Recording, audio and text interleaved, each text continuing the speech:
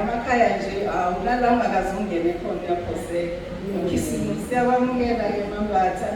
Siyabonga uNkulunkulu ukuthi uvakashe ngapha namhlanje. Asidingi nokutshela eziningi ngoba la uhlezi khona bakutshelile vele angithi. Bakutshelile ukuthi uze endaweni enjani. Sentabeni enjalo ngiyabonelelwa. Namhlanje size nje sizothi sazale umntwana sazale saphiwe indodana. Kodwa ke futhi size uzothi sibonge igama elisha esakuphiwa ngalolu suku. Asimazi noma wayezala uJesu ngalolu suku. Kodwa sikwaziyo ukuthi sathola igama elisha bathiwa samaKristu. Yilokho ke sizokujabulela namhlanje uJesu Kristu inkosi.